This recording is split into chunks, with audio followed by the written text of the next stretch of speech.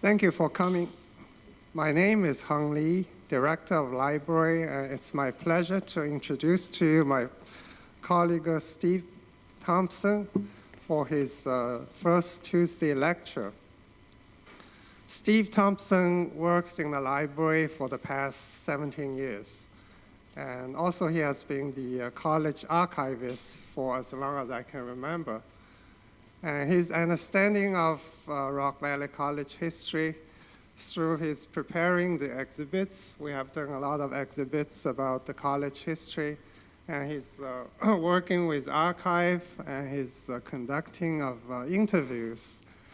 So we just celebrated the 50th anniversary of the college, and I think his topic on the early years of the college will shed further light on this great institution.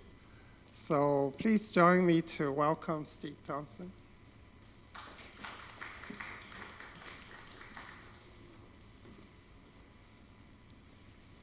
Thank you, Dr. Lee.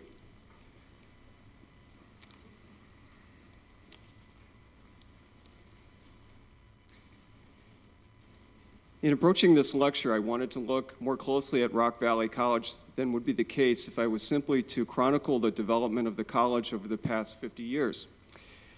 And I also wanted to look at the relationship of Rock Valley College to other community colleges. And I became aware that community colleges have their critics, if you can believe that. The degree to which critics of community colleges get pumped up in their charges against the community college amazed me. I really had an intense interest in their arguments, and at first I thought that a debate on one of the questions they raised would make a stimulating first Tuesday lecture. Such a debate might have addressed the question, pro or con, the community college is the right place for students who intend to get their bachelor's degree to start their education. It is a question you might be thinking about during this lecture. I intend to discuss briefly one of the main critiques, Burton Clark's cooling out thesis. I will also discuss Arthur Cohen's constructive criticism of community colleges. I prepared this lecture because I wanted to look at some of the lessons that the college learned in earlier years, because I think institutional history can be nostalgic and seen as irrelevant. Does it really apply to people who went to or worked at Rock Valley College? Doesn't it just apply to them back then? Let's take 3 big steps from the founding of the college in 1964 to the beginning of my lecture. The first step was the selection of the site for the college on this property here, 217 acres. It was formerly the Rogers Farm in 1965. The second step was completing the permanent buildings. Those buildings include the student center that we're now located in, and to your right, the ERC, Educational Resource Center, the 2 classroom buildings, CL1 and CL2, as well as the Physical Education Center. And those were completed during that 4-year period. The third big step was the passage of a referendum in 1972, which ensured financial stability for the college's educational and maintenance funds. The philosophy of Rock Valley College in 1970, and that was Rock Valley College is an open-door, comprehensive community college dedicated to the dignity of man and man's work. You probably noticed that the man and man's work could be changed in 40 or 45 years later, but that was the philosophy at that time.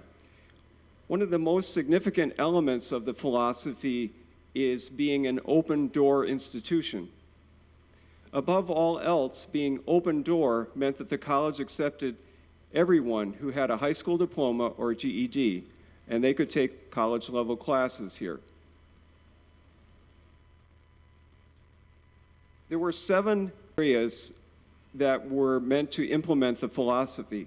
Those 7 areas included liberal arts and science and pre-professional programs, career programs, general studies, community services, counseling and guidance, faculty and student activities. More from that philosophy.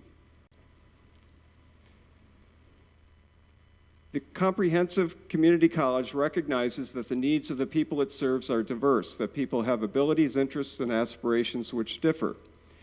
The liberal arts and science and pre-professional programs, Rock Valley College offers courses which are the same as those offered in the first 2 years of most two-year institutions. As far as career programs are offered which are generally require 2 years of study or less. I'd like to go through some slides, and I wanted to apologize that you can't see the graphs, but the general ideas I'll summarize in a minute or two.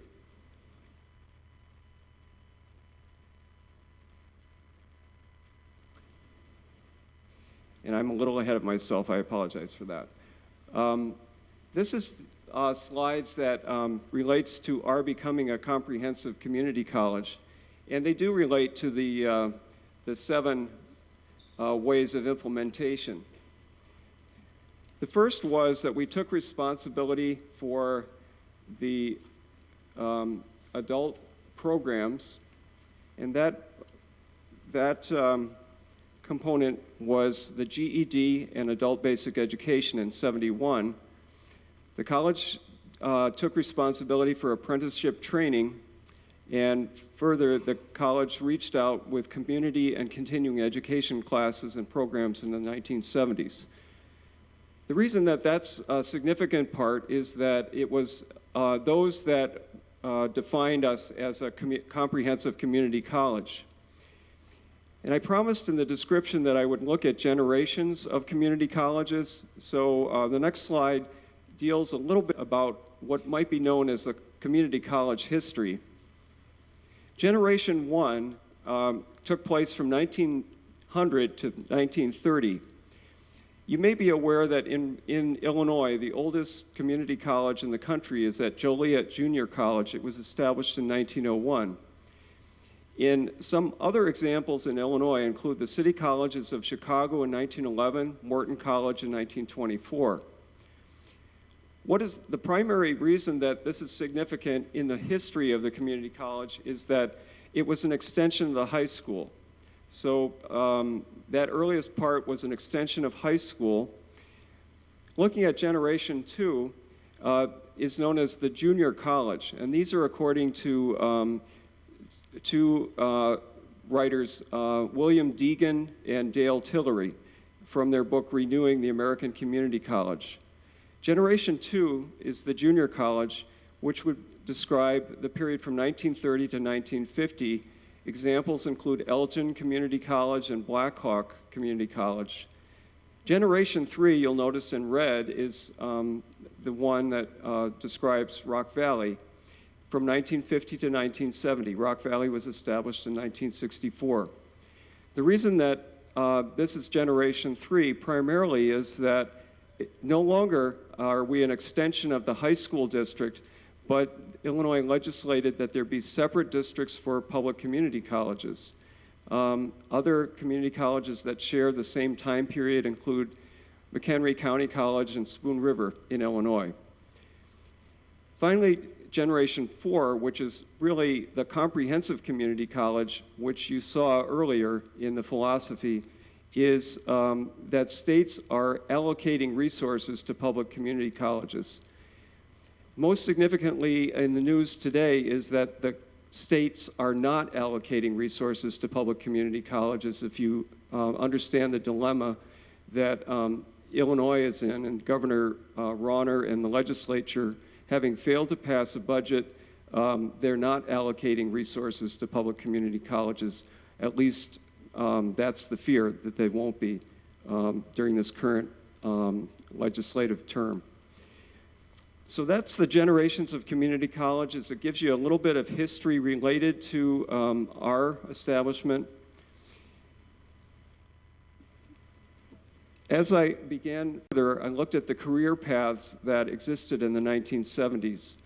And what you're no doubt seeing are careers that aren't necessarily antiquated or changed, but you might notice some changes in the economic data processing. We might not call that data processing. Machine design, electronics technology, we might not use that same term.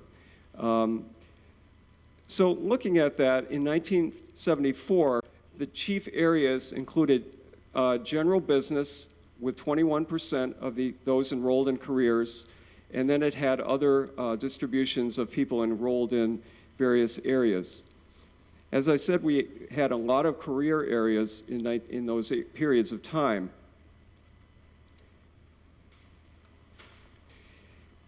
And just some nostalgic looks at the type of equipment or the looks of scenes. Data processing was one. Quite, our students working with a large sorter. They used cards in those days. Police science, this is a photo probably from 1968. In 1970s, we, instead of offering dental hygiene and inhalation therapy was offered instead of respiratory therapy. And here's a view of a nursing lab. So changing gears a little bit, looking at 19 transfer disciplines. They included many of the disciplines that you'd expect, including teaching, journalism, chemistry, physical education. This is one chart that I think is most useful to look at because most of the students in the transfer programs were 40% were choosing liberal arts. There's a distinction in the graphs here, and they're very hard to see, but I'd just like to mention that the blue represents the occupational portion, and the red represents the transfer portion of students that were enrolled from 1965 to 74. From 1967 to 1976, I did a little bit of look at the number of graduates. The first graduating class had 133, and in 1976, there were 718 graduates. What I discovered as I looked at the most recent information that I found in the newspaper from 2013, there were approximately 2,000 students that were graduating in both occupational and transfer programs and certificates. So you can see that in 1976, we had not yet reached even half of what we're doing at this point. Then I looked at primarily what I felt was important is that 2.25 times more degrees and certificates and career areas were offered in 1976. Here's a recap of those statistics. 40% of transfer students chose liberal arts as their focus in 1974. There was an enrollment of 4,900 students in the fall of 1973. The number of graduates grew 3.5 times between 67 and 74, and 2.25 times more degrees and certificates in career areas were offered in 1976 than earlier. The portion of the career enrollees ranged from 18% of the total enrollment to 36%.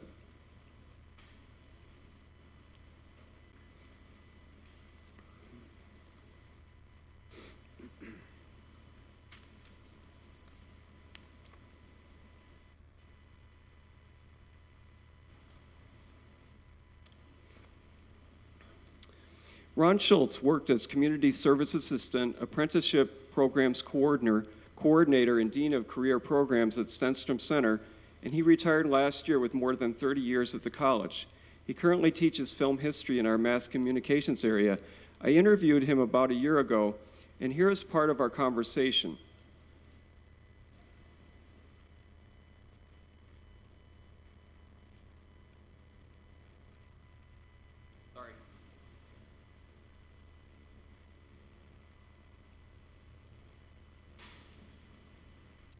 So I'd like to ask is your going to college, was that a significant event within your family? as far as achievement and some of the reflections that it had on the family? Well, it was because I was not a particularly good high school student. Oh, okay. And I wasn't a particularly a good student in general at that point in my life. And so I really hadn't made a lot of plans to go to college. Mm-hmm. But it was really my parents, particularly my father, who said, try it. You know, mm-hmm. It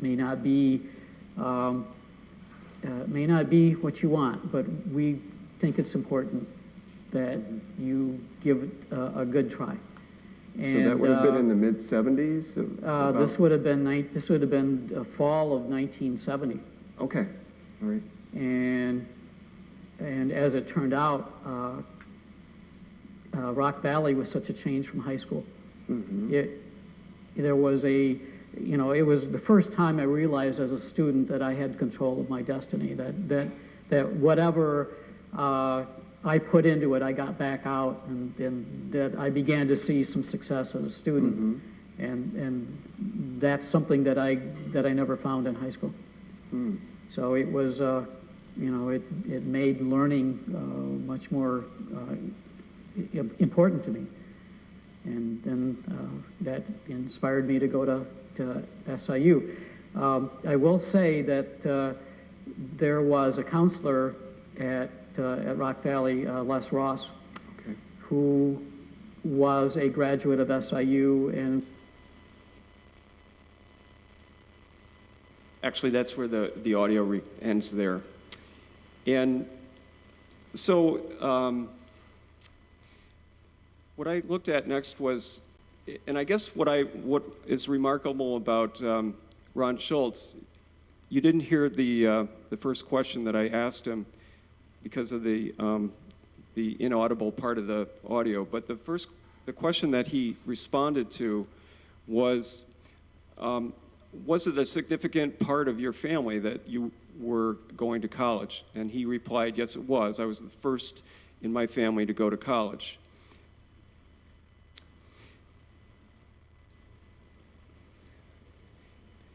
So I looked at the educational level of the Rock Valley District. Prior to Rock Valley's being established in 1964, the level of education for high school grads was 1960. There were 36, actually there were about 40% of people in the district that had a high school diploma or equivalency. And that rose 36% from 1960 to 1990. And that's represented in the graph in the red bars. And then the percentage of the population that from 1970 to 1990 increased with a bachelor's degree from 8% to 16%. And so one of the points of a community college is its impact on the level of education among district residents. So I wanted to look at that and just included this as a part of the slides.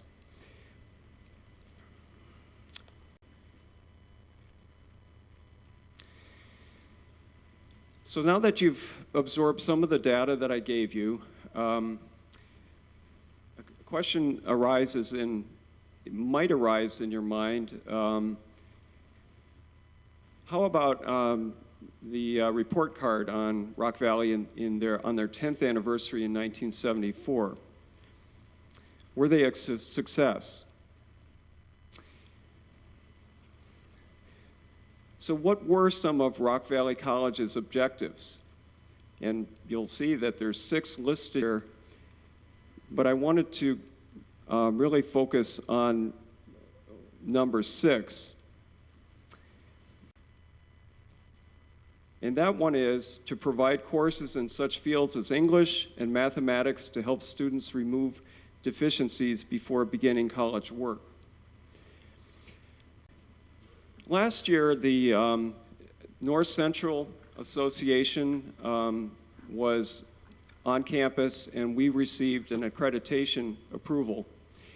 But back in 1974, the North Central Association was also on campus, and in preparation for their visit in 1974, and you might notice that there's every 10 years, the college is accredited or re-accredited.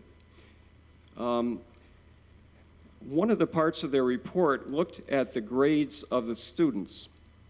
And what I discovered as I was going through that is that probably, let me show you this slide, and all I'm really going to do is say they go up and then they go down. But if you're able to discern that there's a portion of students, and this actually hits home with a lot of us, is some of us get A's, some of us get B's, some of us get D's, some of us fail, some of us withdraw, and some of us don't complete.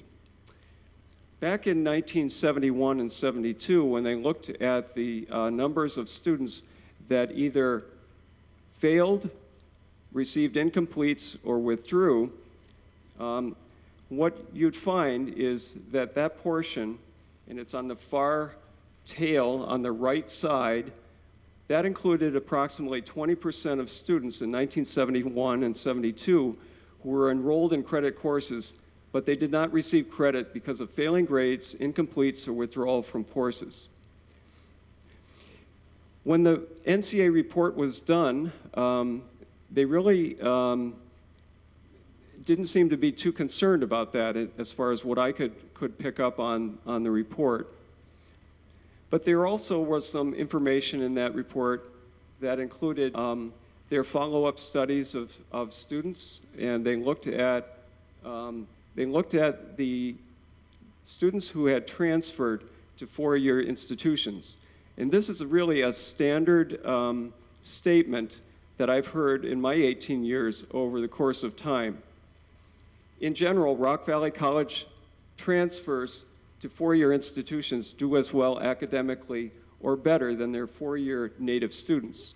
An interpretation of native students would be that students who begin at the four-year university would be known as native students, and then they complete or they continue on in their education at the four-year university.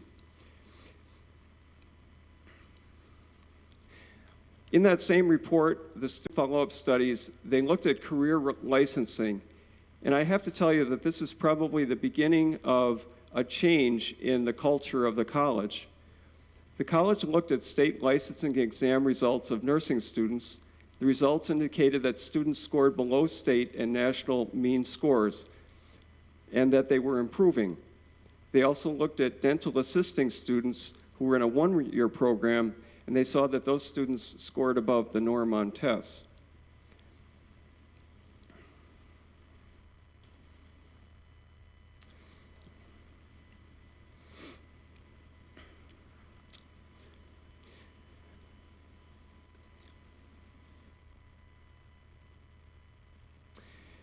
I'd like to pause and just look at what my observation is. And it's reflected in a criticism that was made by Arthur Cohen in 1971 in his book, A Constant Variable. He was critical of the establishment of community colleges as institutions. He said that creating institutions to solve problems deceives us into believing that once an institution has been created, we have solved the problem.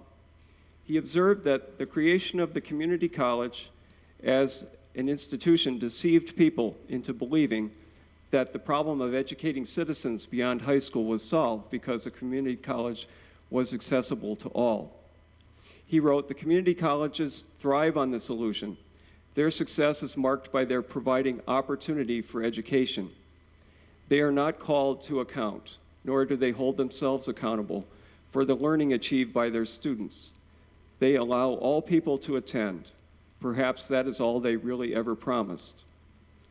And so going back to the open door of the community college, in Arthur Cohen's comment, they let all people attend.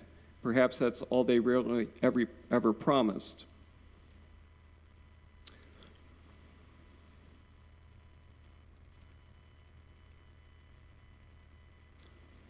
So there is a cooling out thesis. And what was that cooling out thesis? In the 1950s, more than 50 years ago, Burton Clark studied San Jose Junior College and published his research in a book called An Open Door College, a Case Study. The central idea was that students who attended San Jose Junior College began with the goal of studying there for 2 years and then transferring to a 4-year university to earn a bachelor degree. The effect of San Jose Junior College had on them dampened their aspirations to earn a 4-year degree considerably. The process in which they compromised with their original intention included their interactions with professors and counselors at the college, and that caused them to choose a vocational goal which was less challenging academically and definitely one which would end their pursuit of higher education. The term cooling out was used by Burton Clark to describe this covert process. It came originally from a very influential sociologist by the name of Irving Goffman. The interactive process which occurred involved a student concluding that college was not the right place after interacting with professors and counselors who suggest a change in aspiration. Why go through the effort of preparing for the university when you do not seem to be suited for that pursuit? Instead, wouldn't it be better to settle for a career and end your studies after 2 years with a certificate or degree in vocational education? So you've looked at what I reviewed with the NCA findings, and now I'm looking at that critique by Burton Clark, and then you're hearing the one that Arthur Cohen had about providing open access or open door, and that's all that the community college was accomplishing. There are some further criticisms that were made by sociologists. The function of a community college is to cool out students. Cooling out process is a way in which the community college acts on behalf of the 4-year universities to select those students that should go on. And that was a criticism that sociologists launched against the community college. In addition, they talked about sorting and filtering students along class lines. And finally, they had a thesis that the community college was acting to train a paraprofessional workforce at public expense for private profit or local industry. You know, these criticisms of community colleges have not necessarily been answered by people within the community college. And that really is what I discovered as I went through, that there has been a difficulty in dealing with that.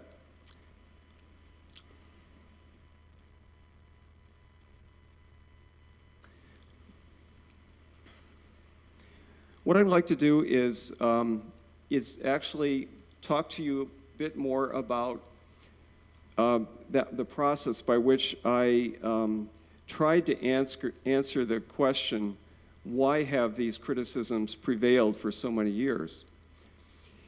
And what I found is that the statements that the community colleges have democratized higher education and provide the most opportunity and support for students to embark on a college education is often what is stated by community colleges. But what I have learned is that you have to be aware of differing viewpoints. Am I hearing from the viewpoint of the sociologist or from the community college educator? I decided to call the Center for Study of Community Colleges because I could not find out how the critiques of the sociologists were being addressed. The Center for Study of Community Colleges was founded by Arthur Cohen and Florence Brouwer 21 years ago. And I talked with Carrie Kister, who is currently director. She is also the co-author with Arthur Cohen of the American Community College, which is now in its 6th edition. She stated that they wrote in the latest edition that educators at community colleges have not provided definitive answers to the sociologist's critiques which condemn community colleges for failing to serve educational needs of students. They observed in the 6th edition that the educators have not answered sociologists because their focus has been on meeting the needs of all the students who enter their doors. As recently as January 2015, an article appeared in Community College Review called "On Second Chances and Stratification, How Sociologists Think About Community Colleges." And it continues the 55-year critique of community colleges. From my conversation with Carrie Kisker, I will have to live with the fact that a conflict exists between sociologists and educators.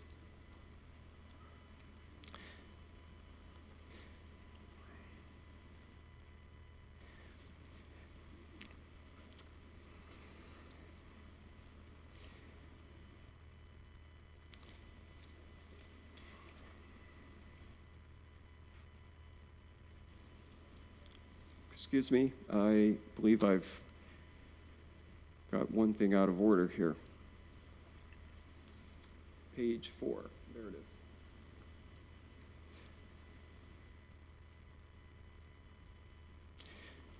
Four years ago, I interviewed then President Jack Beckerer. He said that the focus of community colleges when he began his career in 1975 was all about providing access to higher education. At the community college in Virginia, he remembered that he debated the question, students have a right to fail. He argued against that. Students do not have a right to fail. His opponent argued that students do have a right to fail. Attitudes toward the community college's role to students has evolved significantly since 1970s. I remember distinctly hearing phrases such as freshman flunk out applied to required courses. The goal of these courses was to sort out students who could complete college work from those who could not. While being interviewed, longtime college president Carl Jacobs acknowledged the role of Rock Valley College in regard to students' academic performance.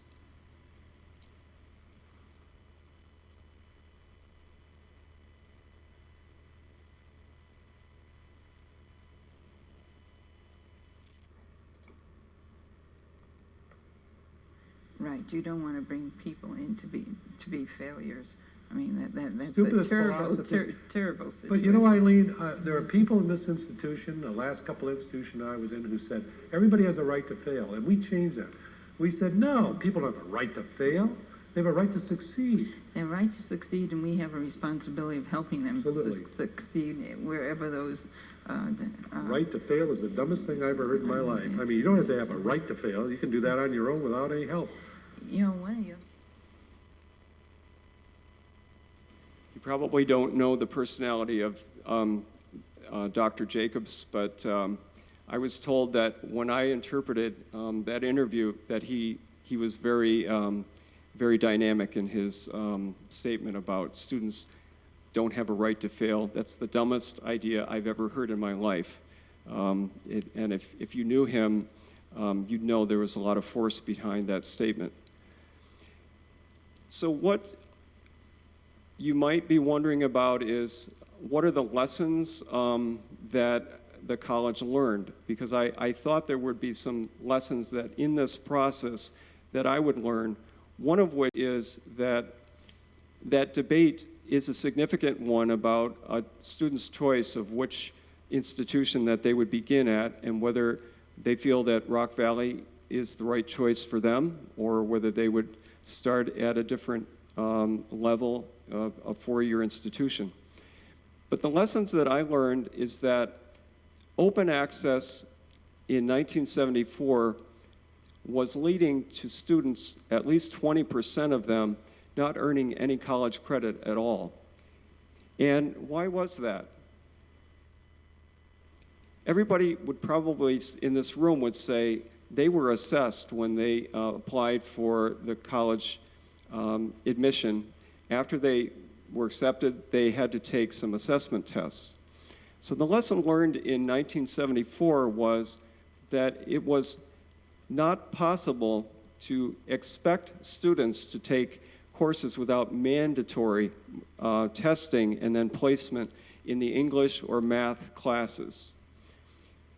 And so the lessons for today would be, I believe, to continue to conduct research on students who enroll and graduate, but also to continue the mandatory assessment testing and a program of developmental courses. And you might say, well, what is the difference between an applied associate's degree and an associate's degree in arts and sciences? Well, in many cases, the general education distribution requirements are identical in both of those degrees. So the basic parts of the college are that you leave the college with some basic underpinnings of coursework that you can apply for future parts of your career or education. There are some questions that were raised. And these are the questions that I came up with. And I'm interested in your input. So as I finish, I'd like to invite you to write down a question, and we'll distribute these yellow papers and put your name on it. And for your effort,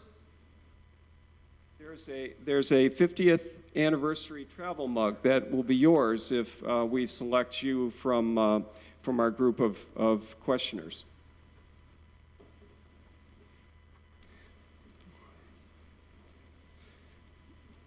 So here's a question. If a community college is open door, does that mean that professors should not rigorously prepare students who enroll in their classes? I don't have an answer to that question. Maybe that could be a point of discussion. A second question could be, is there a point at which professors set the bar too high? Question, if the distribution requirements for any student who receives a 2-year degree from Rock Valley are the same, is there a difference between an Associate of Arts, Associate of Science, and Applied Associate Science degree? That's pretty much a review of the first 10 years and the lessons that I've learned as I've gone along. And I would have to say that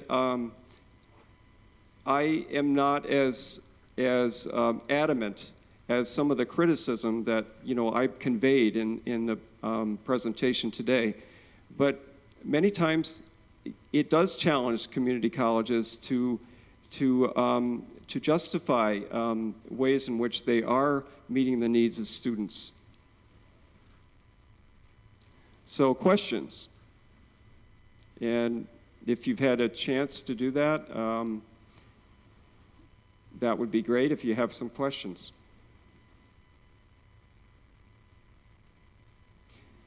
Yes, sir.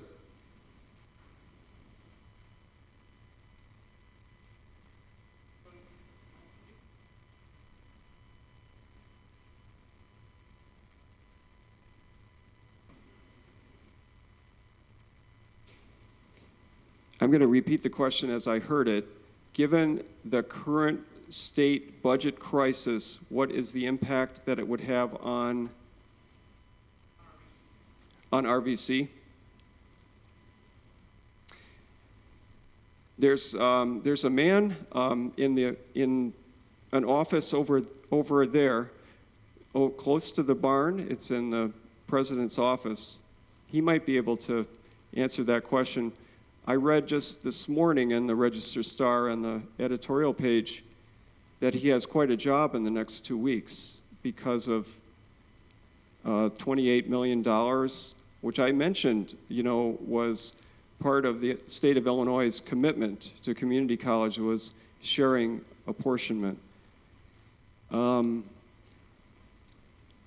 would hope that he does not choose to change the remedial and the developmental part of the college, because so much of the lessons learned are that if you don't support students who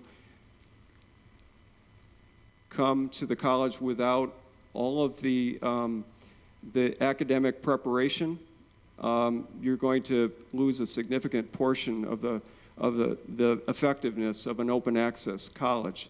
And in fact, a lot of the decisions that are made about the open door policy of community colleges is if it's to maintain that philosophy, it has to have a remedial or developmental education program. So I would hope that that would not be changed.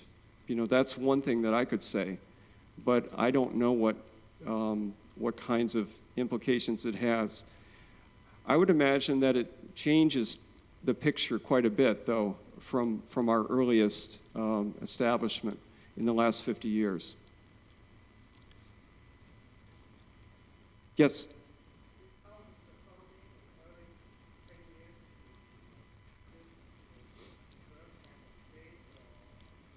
Well, I think that's actually a very good question. How was the funding? The funding was not very good at all. From the earliest days in 1965 until 1972, the funding was very inadequate. The reason for it was that the college is able to collect funds through taxes, property taxes, because of its mill levy. And it's two funds that it collects that on. It's the educational fund and it's the maintenance fund. The model that was established in 1959 when Rock Valley was begun was based on a extension of a high school program, and it really was, it was not adequately funding the college. So in 1972, after two failed referenda, the college really came together. And this is actually a lesson that may be unstated, but the college employees, the college supporters, the students came together and they rallied behind making sure that there was adequate funding for the college. And so the passage of a referenda in 1972 was actually a significant part of the development of Rock Valley. So at that point, it became adequately funded to do what it was mandated to do. It was never an easy time because there were so many difficulties developmentally to start a college in the first 10 years. Not only expanding programs, but also moving into buildings and accepting things that were basically expected of the community college. And so they had a lot of changes, some of which were mentioned in that very first slide on all the functions. Thank you. Yes?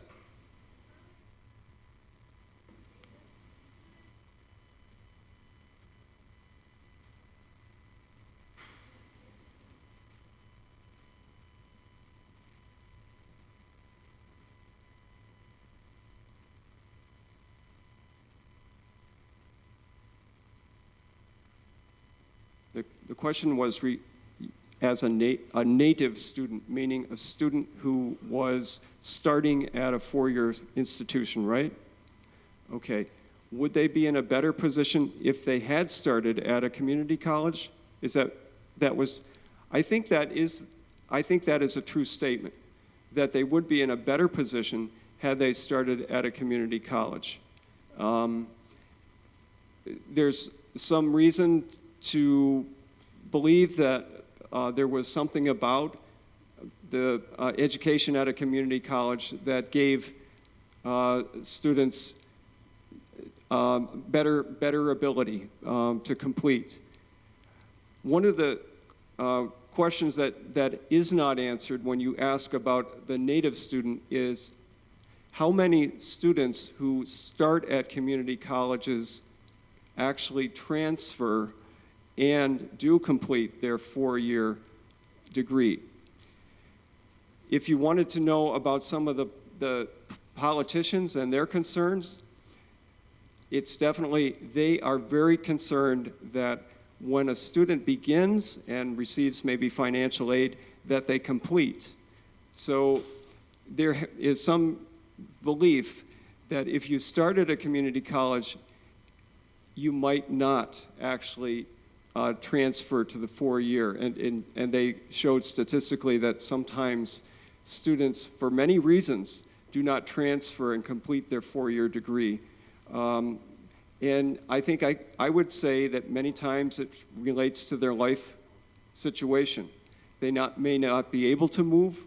They might need to work and work full-time, and they can attend college part-time, or they can work part-time and attend college full-time.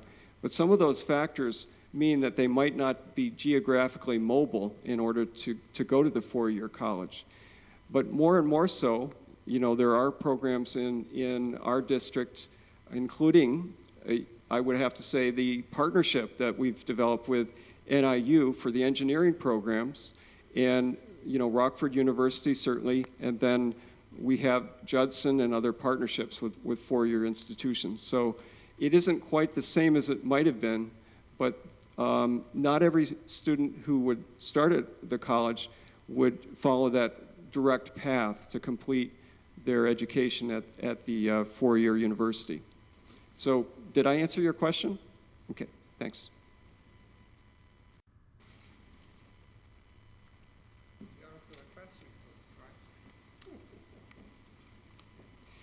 Tasha Chanel?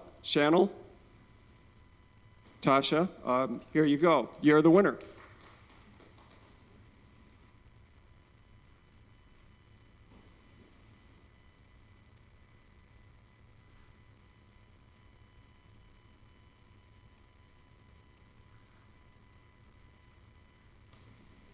This is an interesting question. What partnerships for jobs are available with RVC? And I think that was part of the earliest, they had a career advancement program back in 1970. It was called Career Advancement Program. And there are partnerships for jobs that go through probably the high school level all the way through our career programs. But I think primarily an internship is probably one of the key ways in which people gain experience as they are working toward a degree and they need to gain experience in their field.